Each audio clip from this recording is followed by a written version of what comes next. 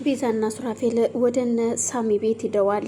ምክንያቱም ቤቱን ለቤዛ አደርጋለሁ ብላ ሉሊት እየተጠቀመችው በአክስቷ ስም ማድረጓ ነው። አክስትየው ደግሞ ሉሊትንም ሆነ እንኳን ቤዛን ሉላንም ከፈለገች ከቤት አስወጣታለሁ ብላለች። ምክንያቱም ሁለቱም አያስፈልጉኝም፣ እኔ በችግር ተቆራምቼ እየኖርኩ ሰው ነኝ። ከዚህ በኋላ በስሜ ከሆነልኝ ሁሉም ነገር እንደፈለኩም ማዘዝ እችላለሁ በቤቴ ትላለች የሉላ አክስት። ሉላ የጠበቀችው ግን እንደዚህ አልነበረም። ቤዛም ትናንትና ባገኘኋት እህቴ እንዴት ልጎዳ፣ እንዴት እንደዚህ ልደረግ ስትል በጣም ትበሳጫለች። እናም ሳሚ ደግሞ አይዟችሁ ምንም ችግር የለውም፣ ከዚህ በኋላ እንደውም የባሰ ኃይልን ጨምሬ እንቀሳቀሳለሁ፣ ቤትሽም ንብረትሽም ይመለስልሻል ይላታል። ቤዛ ግን ተስፋዋ ሁሉ ተሟጧል። ሱራፌልም እጅግ በጣም አዝኗል። እሷም ሱራፌልን ይቅርታ ሱሬ፣ እኔ አንተን ሳላቅ እየጠረጠርኩህ ያንተ ግፍ ሆነ እንዴ ዛሬ እንደዚህ የሚያደርገኝ ስትለው፣ እባክሽ እንደሱ አትበይ፣ እኔን እኮ ብትጠራጥርኝም አልፈርድብሽም፣ እውነቴን ነው ምልሽ ቤዛ፣ ምክንያቱም ብዙ ነገር አድርጌብሻለሁ፣ ካደረጉ መጠራጠርሽ ደግሞ ልክ ነው ብዬ ነው ማምነው። ስለዚህ እባክሽን እንደዚህ እያልሽ የባሰውን ልቤን አትጉጂኝ።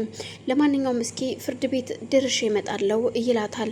በቅድሚያ ግን ፍርድ ቤት ከመሄዱ በፊት ሉላ ትመጣለች። ሉላ የመጣችው ከእነሳሚ ቤት እህቷን ለማስረዳት ነበር። ምክንያቱም ሉላ ወደ አክስቷ ጋር ስትሄድ አክስቷ ብቻዋን በደስታ እየፈነጠዘች ነበር እዛ ቤት ውስጥ። የታለች ቤዛ እህቴ ስትላት፣ እህትሽማ ቆይ አንቺ መቀመጥ ትችያለሽ ስላት እኮ ትታ ሄደች፣ አብራ ሄደ። እናም በዛን ሰዓት እሷ እየፈለገችው እህቷ በስሙ እንዲቀመጥላትና እህቷ ሁሉንም ነገር ካወቀች በኋላ ወደ ራሷ ወደ ቤዛ ስም ለመቀየር ፈልጋ ነበረ። እሷ ግን ለአክስቷ ስም ያደረገችው፣ አክስቷ ግን ያን ሁሉ ተጠቅማ በራሷ ስም ካደረገችው በኋላ ትታት ዘወር ነው ያለችው። እናም እሺ አሁን ምንድን ነው ማድረግ ያለብን? ከፈለግሽ ተቀመጭ ብያት ነበር፣ ስትሄድ ታዲያ እኔ ምን ላድርጋት ትላታለች። እጅግ በጣም ተበሳጭታ እሷም ወደ እነሳሚ ቤት ስትሄድ ነበረ። እነሳሚ ቤት ስትሄድ እህቷ ቁጭ ብላ ያየቻት፣ ግን ሁሉም ውሻ ነበር ያደረጓት። እባካችሁ ከኔ ጋር ያለውን እውነታም ተረዱኝ፣ እባካችሁ እስከምነግራችሁ ድረስ እንኳን ታገሱኝ ስትል፣ አንቺ ጨካኝ አረመኔ፣ አንቺን ነው እህት ብዬ ያስጠጋሁሽ፣ ባመንኩሽ ከዳሽኝ ስትል ቤዛም ትናገራታለች። እባካችሁ እኔም ባክስቴ ተበድያለሁ፣ ባክስቴ ተከድቻለሁ፣ ስለዚህ ባካችሁን እኔንም አዳምጡኝ ስትል፣ ሳሚም እንዴት ነው ነገሩ? ይቺማ ጨካኝ አረመኔ የሆነች ሴት ዋጋዋን ሳታገኝ ከዚህ ጋር መሄድ የለባትም ይላል።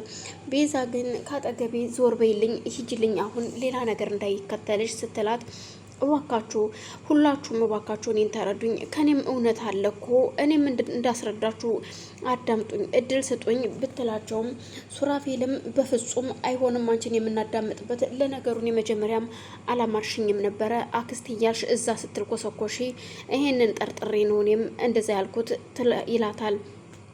ዝም ብላ ካዳመጠች በኋላ ውጭ ብለው ሁሉም ሲያፈጡባት ነበረ። እሺ ብላ ተነስታ ወጥታ ሄደችው። ቤዛም ሁሉም ግን ይቺ ልጅ እኮ እውነት አለኝ እያለች ነው፣ መረዳት ነበረብን። ምናልባት የአክስትየዋ ግፊት እየሆነ እንዴ እዚህ ደረጃ ያደረሳት፣ ምናልባት አክስቷ አስገድዳት እንዳይሆን ሲሉ ደግሞ ሁሉም መወዛገብ ጀምረዋል። እናም ሱራፌል ሄዶ ክስ እንደሚመሰረትና ትክክለኛ የንብረቱ ባለቤት እንዳለች በህይወት ሁሉንም ነገር ማስረዳት እንዳለባት ይመካከራሉ። ግን ደግሞ ይቺ ልጅ አግኝተን ደግሞ ማናገር አለብን። ምክንያቱም ይቺ ልጅ ትክክለኛ እህትሽ ከሆነች ከተቆረቆረች ላክስቷ እውነት ካክስቷ ጎን ካልቆመች ካንቺ ጎን የምትቆም ከሆነ ፍርድ ቤት ሄዳው እውነት ሁሉም ነገር መናገር ትችላለች ሲሉ ሳሚ ይሄን ሀሳብ ያቀርበዋል።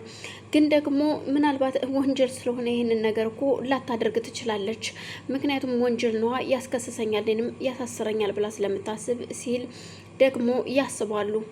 ብቻ የሆነ አማራጭ መውሰድ አለብን። አይ ከተባለ ደግሞ ይችን የጠነዛች አሮጊት መግደል፣ ከዛም በኋላ ለአክስትየው ልጅ ስለሌላት ትክክል ብቸኛና አንደኛ ወራሿ ሉላ ነች። ስለዚህ ሉላ ስለምትሆን ደግሞ ያን ጊዜ ደግሞ ሉላን ቆልምመን ወደ ቤዛ ማዞር እንችላለን ንብረቱን ይላል ሳሚ። በዛን ሰዓት ሳሚም እንደዛ ሲል ቤዛ እባካችሁ ለኔ እያላችሁ ከዚህ በኋላ ምንም ነገር እንድታረጉ አልፈልግም። እስከዛሬ በእኔ የተሰቃያችሁትና የሆናችሁት ይበቃኛል ትላለች። ሱራፌልም የሰውን መግደልም አያስፈልግም፣ እስኪ ለማንኛውም ፍርድ ቤት እንሄድና ሁሉንም ነገር እናያለን ይልና እሱም ወደ ፍርድ ቤት ይሄዳል። ከዛም ሉላና ማለትም ቤዛና ኩቻ ቤት ውስጥ ነበሩ። ይቅርታ እናንተንም አስቸገርናችሁ አይደል ስትል ኩቻ ደግሞ እንዴት እንደዚህ ትያለሽ ቤዛ፣ እንደዚህማ ማለት የለብሽም እኛ እስከናንተ ቤት ስንቴ ተመላለስን ስንቴ ኖርን።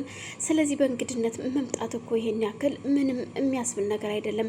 ሁለተኛ እንደዚህ እንዳትይ፣ ከዚህ በኋላ ቤት መከራየት ምናምን የለም፣ እዚሁ አብረን እንኖራታለን። እርግጥ አዎ ልክ ነሽ፣ እዛ የተንጣለለ ቤት ኑረሽ እዚህ ጋር ተቀመጭ ማለት ይከብዳል ስትል አይ ቤትማ መከራየት አለብን፣ ይኸውልሽ እናንተ ገና ሙሽሮች ናችሁ፣ በፍጹም አይሆንም።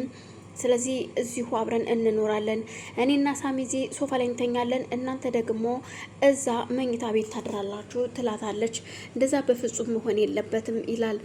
በዛን መሀል ሳሚ ለሉላ ደውሎላት ሉላን ማግኘት እንደሚፈልግና የቀጠራት ቦታ መምጣት እንደምትችል ይነግራታል። እሷም እሺ ብላ ቃሏን አክብራ ትመጣለች።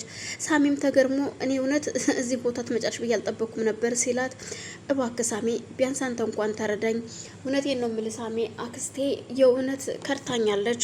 እኔ በዚህ መልኩ አልነበረም የጠበቅኩትኝ። ሁሉንም ነገር እኔ የሱራፌል ነገር አላሳምነኝ ስላለ የእህቴን ንብረት ተጠብቆ እንዲቆያትና እህቴ በሰላም ስትመለስ ወደ እህቴ ስም ለማዞር ነበር በአክስቴ ስም ያደረኩትኝ።